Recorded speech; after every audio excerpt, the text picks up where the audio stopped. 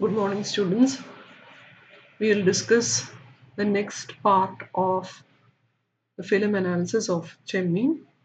The last classes we were talking about the background, the novel itself, and then we talked about the reactions to this novel, how there were a lot of criticisms, and we discussed particularly about a criticism raised by Dr. Velukuttiarayan.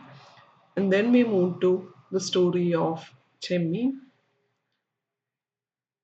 We discussed the narrative structure as well, third act, fourth act, fifth act, sixth act, and the final act. And then we move to the features of the narrative. Later, we talked about the conflict with the law of the sea. As you see in Chemin, there is this conflict between law of the sea with that of the land. We have discussed it as well. Now we move to the next discussion.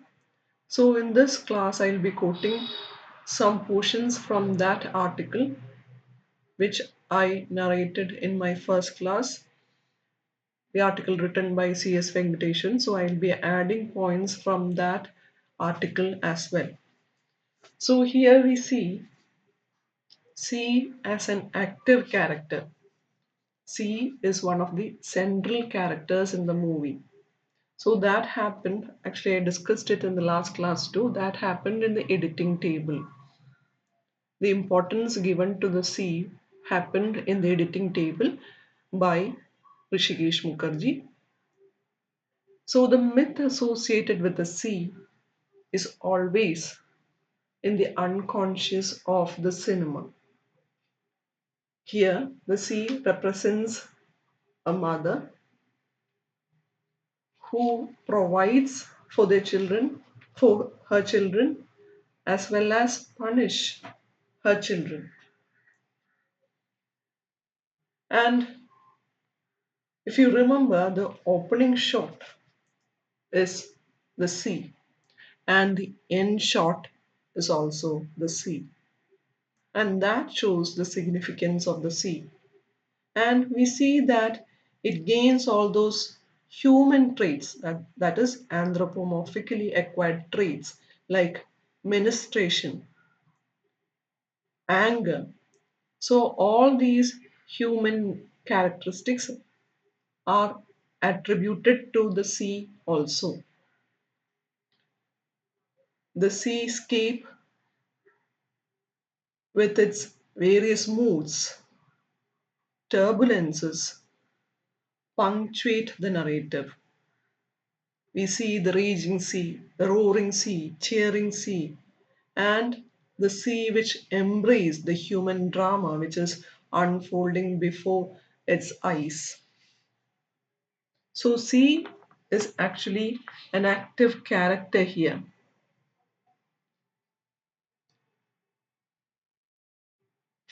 And now we move to the discussion of this film as a tragedy of desires and greed.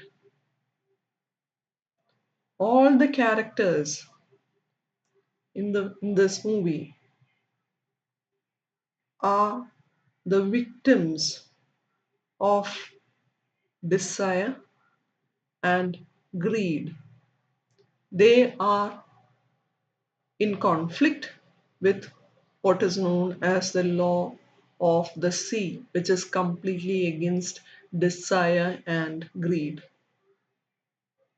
The first character, Chembengunnan, he gains everything he desires, but later he finds them completely worthless. It doesn't add any value to his life. And at the end, he loses everything. He runs along the shores madly. And take the case of Karthamma. There is this tragedy of desire. She desires Parikutti, and it is her fulfillment of that desire at the end of the movie which brings the punishment of the sea.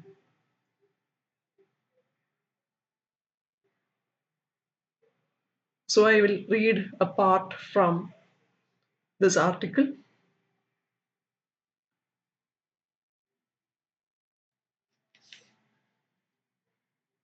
ചെമ്പൻ കുഞ്ഞിന് താൻ ആഗ്രഹിച്ചതെല്ലാം ലഭിക്കുന്നുണ്ട്. എന്നാൽ അയാൾക്ക് ഒന്നും നേടാനോ അനുഭവിക്കാനോ കഴിയുന്നില്ല. ഒടുവിൽ ഭ്രാന്ത് പിടിച്ച് അയാൾ കടപ്പുറത്ത് ഗതി കിട്ടാതെ അയാൾ അലയുന്നു. കറുത്തമ്മയുടെ കാര്യത്തിലും ഒന്നും അവൾക്ക് നേടാനോ അനുഭവിക്കാനോ ആകുന്നില്ല. പരീക്കുട്ടിയും അയാളുടെ പ്രണയസാഫല്യവും അവളോടൊപ്പം മരണം വരിക്കുന്നു. പളനി കടൽ ചുഴിയിൽപ്പെട്ട് അപ്രത്യക്ഷനാകുന്നു. ചക്കി കറുത്തമ്മയെ കാണാതെ ചെമ്പൻ കുഞ്ഞിന്റെ അനീതിയിൽ മനംനൊന്ത് മരിക്കുന്നു. പഞ്ചമി കടപ്പുറത്ത് കറുത്തമ്മയുടെ മകളോടൊപ്പം ഒറ്റയ്ക്കാവുന്നു. അങ്ങനെ ഓരോ കഥാപാത്രവും ഇവിടെ ആർക്കും രക്ഷപ്പെടുത്താനാവാത്ത ദുരന്തത്തിലേക്കാണ് നീങ്ങുന്നത്. രണ്ടുപേരുടെ വഴിവിട്ട അഭിലാഷങ്ങളാണ് ചെമ്മീനിലെ സംഭവങ്ങൾക്കൊക്കെയും കാരണമാകുന്നത്. ഒന്ന്, ചെമ്പൻ കുഞ്ഞിന്റെ വള്ളവും വലയും വാങ്ങാനുള്ള മോഹവും കറുത്തമ്മയുടെ പരീക്കുട്ടിയോടുള്ള പ്രണയവും.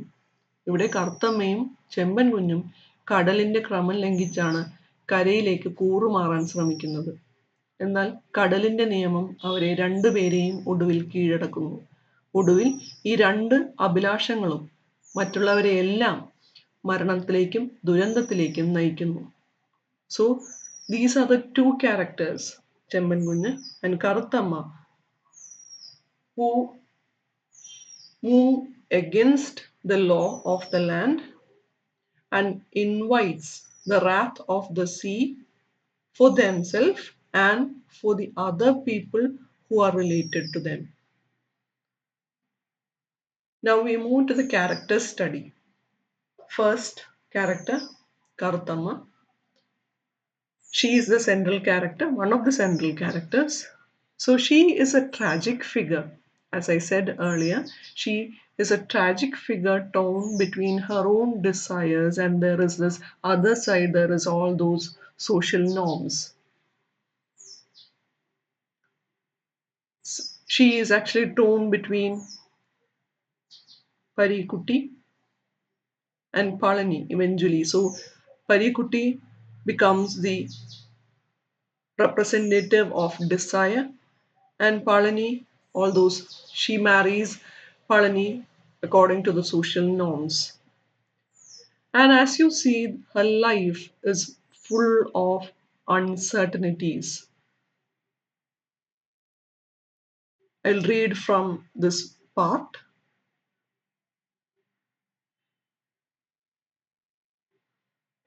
കറുത്തമ്മ എന്ന മനുഷ്യ സ്ത്രീയുടെ പ്രണയം, അവളുടെ കുടുംബ സ്വപ്നം സാക്ഷാത്കരിക്കാൻ വേണ്ട പണം, അതിനെല്ലാം എതിരെ നിൽക്കുന്ന സമുദായ ആചാരങ്ങൾ എന്നീ ശക്തികൾ അവളെ വിവിധ ദിശകളിലേക്ക് പിടിച്ചു വലിക്കുന്നു. പരീക്കുട്ടിയിൽ നിന്ന് പണം കടം വാങ്ങുന്നതിനെ സംബന്ധിച്ചുള്ള കറുത്തമ്മയുടെ നിലപാടും സന്ദിഗ്ധഭരിതമാണ്. ഒരു വശത്ത് അവൾക്കും തന്റെ അച്ഛന്റെ സ്വപ്നത്തോട് കൂറുണ്ട്. മറുവശത്ത് കടം വാങ്ങുക വഴി തന്റെ അച്ഛനെയും കുടുംബത്തെയും പരീക്കുട്ടിയുമായി ബന്ധിപ്പിക്കുക, അങ്ങനെ തന്റെ പ്രണയ സാഫല്യത്തിന് വഴിയൊരുക്കുക തുടങ്ങിയ ഒരു ഗൂഢോദ്ദേശവും ഉണ്ട്. എന്നാൽ രണ്ടും സാധ്യമല്ല എന്ന് അച്ഛൻ കടം വാങ്ങിയ ഉടൻ കറുത്തമ്മയ്ക്ക് ബോധ്യമാകുന്നുണ്ട്. അതുകൊണ്ടായിരിക്കാം അടുത്ത ദിവസം പ്രതീക്ഷയോടെ വീട്ടിലേക്ക് വരുന്ന പരീക്കുട്ടിയുമായുള്ള മുഖാമുഖത്തിൽ അവൾക്ക് പ്രണയത്തെക്കാളധികം ദുഃഖമുള്ളതും. അച്ഛൻ അയാളെ വഞ്ചിക്കും എന്ന് ഉള്ളിൽ അവൾക്കറിയാം. ഞാൻ രൂപ കൊടുത്തു എന്ന് അയാളുടെ പണ പ്രസ്താവനയ്ക്ക് ഞാനൊരു മരക്കാത്തിയാണ് എന്ന ജാതി മറുപടിയാണ് അവൾ നൽകുന്നത്. പണം, ജാതി, പ്രണയം എന്നിവ ഇവിടെയും കലമ്പുന്നു. പിന്നീട് ചെമ്പൻ കുഞ്ഞ് വള്ളം വാങ്ങിക്കൊണ്ടുവരുന്ന സന്ദർഭത്തിലും മത്സ്യമായി കരയിൽ അടുക്കുമ്പോഴും തനിയെ കുളക്കടവിൽ കാണുമ്പോഴെല്ലാം ഇതേ മാനസിക അവസ്ഥയിലാണ് അവൾ. പരീക്കുട്ടിയോടുള്ള തന്റെ പ്രണയം അവൾക്ക് സമുദായത്തിന്റെയും കുടുംബത്തിന്റെയും നിർബന്ധം മൂലം ത്യജിക്കേണ്ടി വരുന്നു. പളനിയെ സ്നേഹിക്കാനും ഒരു സാധാരണ അരയത്തിയായി കടപ്പുറത്ത് ജീവിക്കാനും കറുത്തമ്മ കിണഞ്ഞു ശ്രമിക്കുമ്പോഴും പളനിയുടെ തീരാത്ത സംശയവും അവളുടെ ഉള്ളിലുള്ള അഭിലാഷവും അവളെ ഒടുവിൽ മരണത്തിലേക്ക് പിടിച്ചു തള്ളുന്നു. അച്ഛനും അമ്മയും അവളെ ഉപേക്ഷിക്കുന്നു. പരീക്കുട്ടിയെ അവൾ ഉപേക്ഷിക്കുന്നു. പളനിക്ക് അവളെ അംഗീകരിക്കാനും കഴിയുന്നില്ല. എവിടെയും തന്റെ തൃഷ്ണകൾക്ക് ആശ്രയം ലഭിക്കാതെ കറുത്തമ്മ തന്റെ കാമുകനിലും മരണത്തിലും അഭയം തേടുന്നു. അവൾ സമുദായ സദാചാരത്തെയും ചാരിത്ര്യ നിയമങ്ങളെയും തന്റെ പ്രണയം കൊണ്ടും മരണം കൊണ്ടും തോൽപ്പിക്കുന്നു. കറുത്തമ്മയുടെ പരീക്കുട്ടിയുമായുള്ള പ്രണയബന്ധത്തിന്റെ ഭൂമിക കടപ്പുറവും അത്തരം തുറന്ന ബാഹ്യ സ്ഥലങ്ങളും ആണെങ്കിൽ, പളനിയുമായുള്ള ബന്ധം എപ്പോഴും വീടകത്തിൽ അരങ്ങേറുന്ന ഒന്നാണ്. അതുപോലെ കറുത്തമ്മയും പരീക്കുട്ടിയും തമ്മിലുള്ള ബന്ധത്തിൽ അയാളാണ് എപ്പോഴും മുൻകൈ എടുക്കുന്നത്. എങ്കിൽ പളനിയുമായുള്ള ബന്ധത്തിൽ നേരെ മറിച്ചാണ് സംഭവിക്കുന്നത്. പലപ്പോഴും നിർവികാരനായിരിക്കുന്ന പളനിയോട് പ്രേമപൂർവം സംസാരിക്കുന്നതും പെരുമാറുന്നതും കറുത്തമ്മയാണ്. പരീക്കുട്ടിയുടെ പ്രണയം നിരസിക്കേണ്ടി വരുന്ന കറുത്തമ്മ പളനിയെ ഇഷ്ടപ്പെടാൻ ശ്രമിക്കുമ്പോഴും അയാളിൽ നിന്ന് തിരിച്ചു സ്നേഹം ലഭിക്കുന്നില്ല.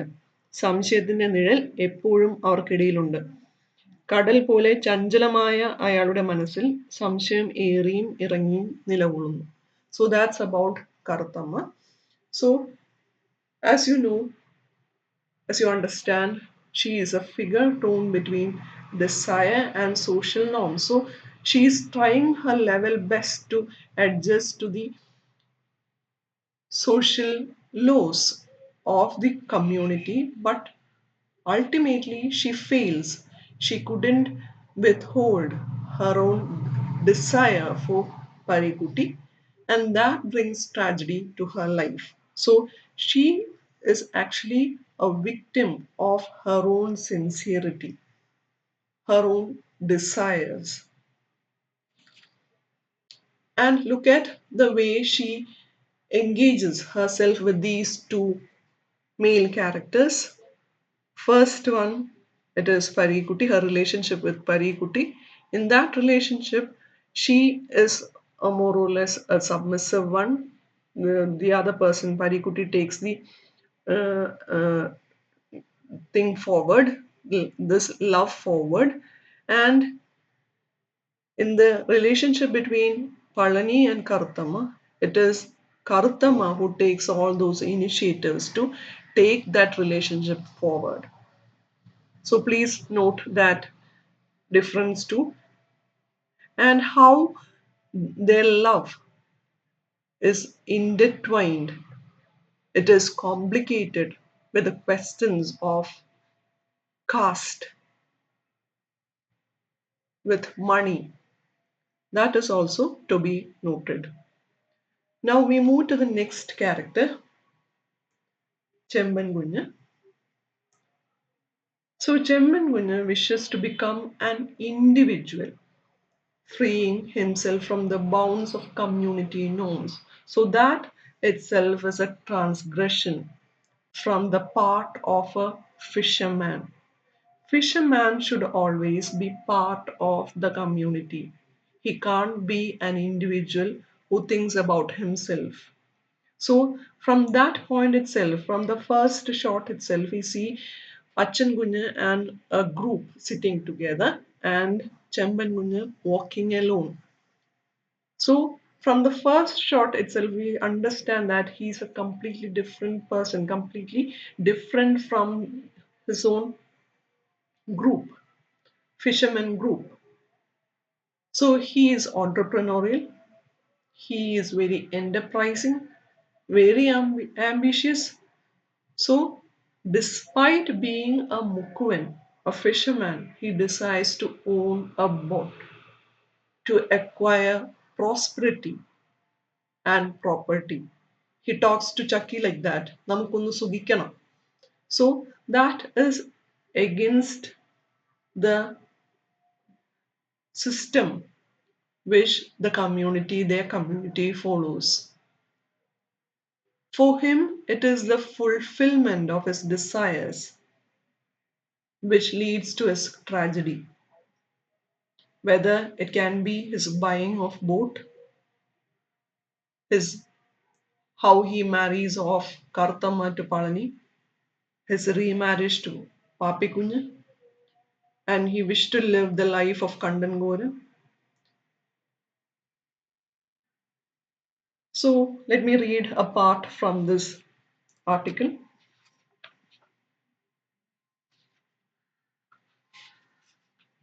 സമുദായ ബന്ധമായ തന്റെ സ്വത്വത്തിൽ നിന്ന് മോചിതനായി ഒരു വ്യക്തിയായി തീരാൻ മോഹിക്കുന്ന ഒരു അരയനാണ് ചെമ്പൻ കുഞ്ഞ്. സമുദായ ആചാര നിയമങ്ങളെയും തുറക്കാരെയും എല്ലാം അയാൾ പണം കൊണ്ടാണ് നേരിടുന്നത്. വള്ളവും വലയും വാങ്ങാനുള്ള അയാളുടെ സ്വപ്ന സാഫല്യത്തിനായി അയാൾക്ക് സമുദായ ആചാരങ്ങളെ ധിക്കരിക്കേണ്ടി വരുന്നു. അതിനായി പ്രായപൂർത്തിയായ മകളെ കെട്ടിച്ചയക്കാതെ വീട്ടിൽ നിർത്തേണ്ടി വരികയും ചെയ്യുന്നു. ഒടുവിൽ എല്ലാം നഷ്ടപ്പെട്ടു എന്ന് തോന്നുന്ന സന്ദർഭത്തിൽ ജീവിതം തിരിച്ചു പിടിക്കാനുള്ള അവസാന ശ്രമം എന്ന നിലയിൽ പുനർവിവാഹം ചെയ്യുന്നു. എന്നാൽ ഈ ആഗ്രഹ സഫലീകരണങ്ങളെല്ലാം അയാളെ കൂടുതൽ ദുഃഖത്തിലേക്കും അന്തശൂന്യതയിലേക്കുമാണ് നയിക്കുന്നത്. അഭിലാഷവും ചോദനയും തമ്മിലുള്ള വ്യത്യാസത്തെക്കുറിച്ച് ലക്കാനിയൻ ഉൾക്കാഴ്ച ചെമ്പൻകുഞ്ഞിന്റെ കാര്യത്തിൽ വളരെ പ്രസക്തമാണ്. ചെമ്പൻ കുഞ്ഞ് അയാൾ എന്തായിരിക്കുന്നു അതിൽ തൃപ്തിയില്ലാത്ത ഒരാളാണ്. തൻ്റെ കയ്യിൽ ഉള്ളതിലല്ല അയാളുടെ തൃപ്തി അല്ലെങ്കിൽ സന്തോഷം, മറിച്ച് ഇല്ലാത്തത് നേടാൻ ശ്രമിക്കുന്നതിലാണ്.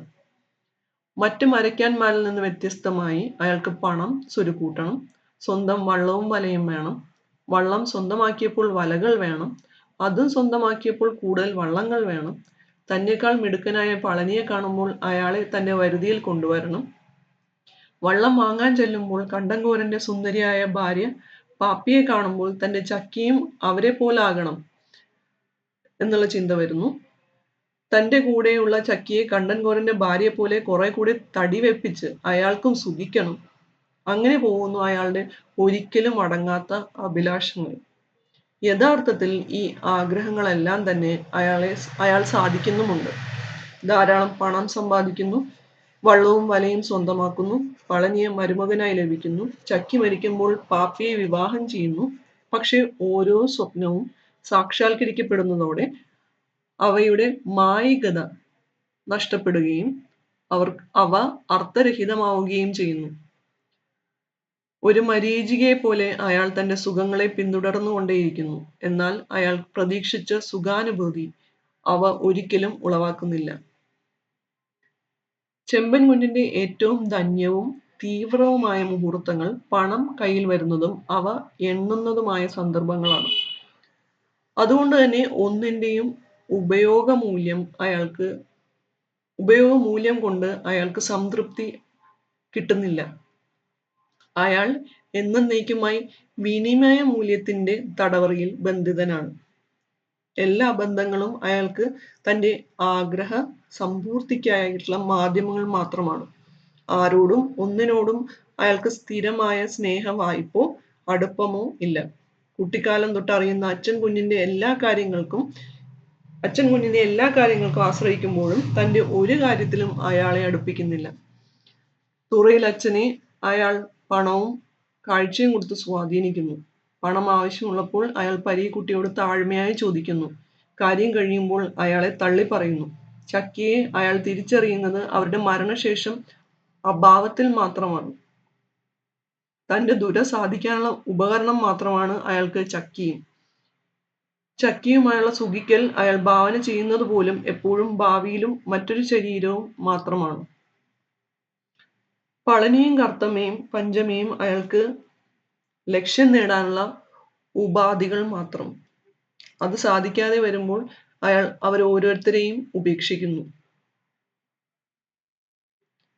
പളനിയുടെ സഹജാവസ്ഥ കടലിലും പരീക്കുട്ടിയുടേത് കരയിലുമാണെങ്കിൽ ചെമ്പൻ കുഞ്ഞ് അവ രണ്ടിലും നിന്നും പുറത്താക്കപ്പെടുന്നവനാണ്. കടലിന്റെ യുക്തി പിന്തുടരുന്ന സമയത്തൊക്കെ അയാൾ പുരോഗതിയേ ഉണ്ടാകുന്നുള്ളൂ.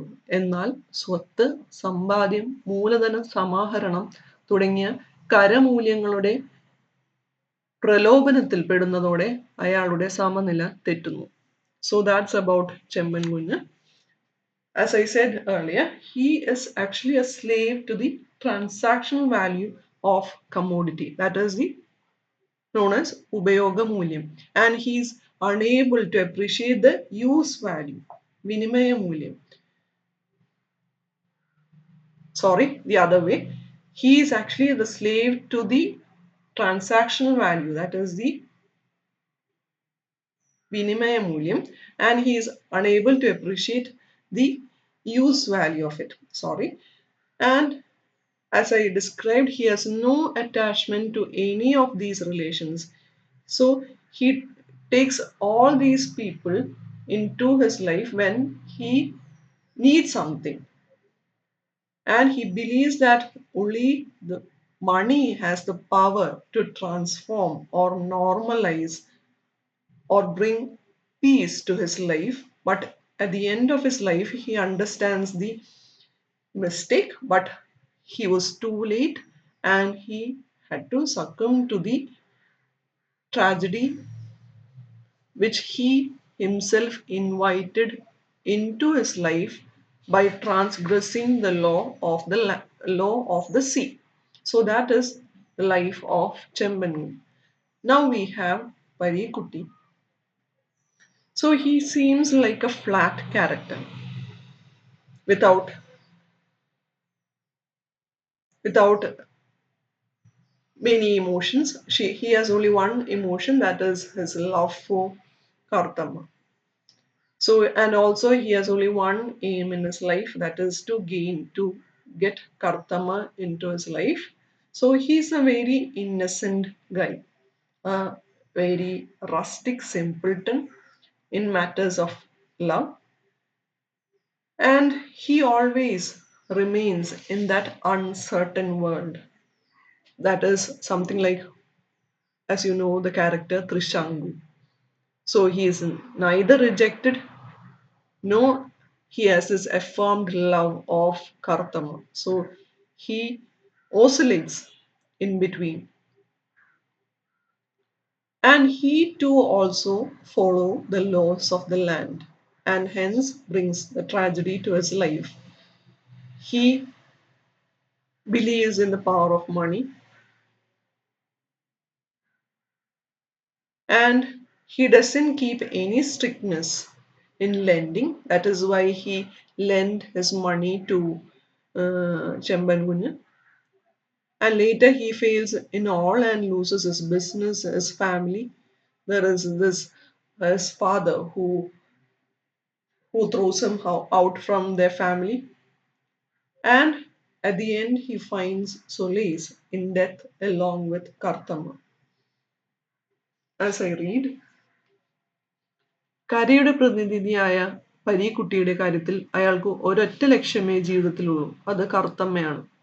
അയാൾ അവളെ ജീവിതം മുഴുവൻ എല്ലാ സാഹചര്യത്തിലും പിന്തുടരുന്നു. പക്ഷെ സമുദായത്തെയും കുടുംബത്തെയും പേടിച്ച് അവൾ അയാൾക്ക് പിടികൊടുക്കുന്നതേയില്ല. എന്നാൽ അയാളെ ഒരിക്കലും നിഷേധിക്കുന്നുമില്ല. സ്വീകരിക്കപ്പെടാതെയും എന്നാൽ തള്ളപ്പെടാതെയുമുള്ള ത്രിശങ്കു സ്വർഗത്തിൽ അയാളുടെ പ്രണയം ഉഴലുന്നു. എല്ലാ പ്രതീക്ഷയും നഷ്ടപ്പെടുമ്പോഴും അയാൾ പ്രതീക്ഷ നിലനിർത്തുന്നു, ആരെയും പഴിചാരാതെ. തന്നെ വഞ്ചിച്ച ചെമ്പൻ കുഞ്ഞിനെ കുറ്റം പറയാത്ത ഏക ആൾ പരീക്കുട്ടിയാണ് എന്നത് അയാളുടെ നന്മയേക്കാളധികം അയാളിലുള്ള പ്രണയ സാഫല്യത്തിന്റെ പ്രതീക്ഷയുടെ സൂചനയാണ് എന്ന് വേണം കരുതാൻ. ജീവിതത്തിൽ കർത്തമ്മ ഒഴിച്ച് അയാൾക്ക് മറ്റൊന്നും പ്രശ്നമല്ല. ഒരു കരാറുമില്ലാതെ ചെമ്പൻ കുഞ്ഞിന് കടം കൊടുത്ത് തന്റെ കച്ചവടം നഷ്ടപ്പെടുന്നു. ബാപ്പ അയാളെ തള്ളിപ്പറയുകയും സ്വന്തം കുടുംബത്തിൽ നിന്ന് പുറത്താക്കുകയും ചെയ്യുന്നു. കർത്തമ്മ പോയാൽ അവളെ ഓർത്ത് ആ കടാപ്പുറത്ത് പാടി പാടി താൻ അലയും എന്ന പ്രവചനം അയാൾ അക്ഷരം പ്രതി നിറവേറ്റുന്നു. എന്നും വിരഹിയായിരിക്കാൻ വിധിക്കപ്പെട്ട കാമുകനാണ് പരീക്കുട്ടി. കടലും കരയും പുറന്തള്ളുന്ന പരീക്കുട്ടി ഇടനിലങ്ങളിലേക്കാണ് തള്ളപ്പെടുന്നത്. കരയുടെയും തന്റെ തൊഴിലിന്റെയും നിയമക്രമങ്ങൾ അയാൾ തെറ്റിക്കുന്നു. കരയുടെ യുക്തി വിട്ട് അയാൾ കടം കൊടുക്കുന്നു. പണാധികാരം നടപ്പിലാക്കാതിരിക്കുക, കടലിന്റെ പെണ്ണിനെ കാമിക്കുക തുടങ്ങിയവ കാരണം ക്രമേണ അയാൾ എല്ലാം ത്യജിക്കേണ്ടി വരുന്നു. സർവനാശത്തിലേക്ക് അയാൾ പതിക്കുന്നു. ഒടുവിൽ സ്വന്തം ജീവൻ തന്നെ. അവസാന രംഗത്തിൽ കർത്തമ്മ അയാളെ കെട്ടിപ്പിടിച്ച് കടലിൽ അലിയുന്നതോടെ അയാൾ തന്റെ ജീവിതത്തിൽ അയാൾക്കുണ്ടായിരുന്ന ഏക ലക്ഷ്യം സാക്ഷാത്കരിക്കുന്നു. അതോടെ ഒരർത്ഥത്തിൽ അയാൾക്ക് ജീവിത ലക്ഷ്യം തന്നെ നഷ്ടപ്പെടുന്നു. സ്വാഭാവികമായും മരണം കൊണ്ട് മാത്രമേ അയാൾക്ക് അവരുടെ ആ അവസാന സംഗമത്തെ പൂരിപ്പിക്കാനാകൂ. അവസാനം അയാളിലേക്ക് എത്തുമ്പോൾ അയാളും അവസാനിക്കുന്നു. So that's about Pareekutty. So he is a person, as I said earlier, he is a person who stands between the law of the land and the law of the sea. He is neither there nor here. So he doesn't know the laws of the land, how to give or how to lend money, and he doesn't know the law of the sea as well. That is why he fell in love with Kartama, who later became wife of another person. So that's that actually brings tragedy into his life that he couldn't understand. So he is a person who doesn't belong to land nor the sea. So he meets his end because of that. But he could actually fulfill his aim, though in death he could fulfill his aim to be with Kartama, even though it was through death. So that's about Parikuti. So we'll stop our lecture with Parikuti. We'll continue in the next class about the character analysis of Palani, and then we'll look at all those women characters, etc. So today we'll wind up. Thank you, girls. Have a nice day.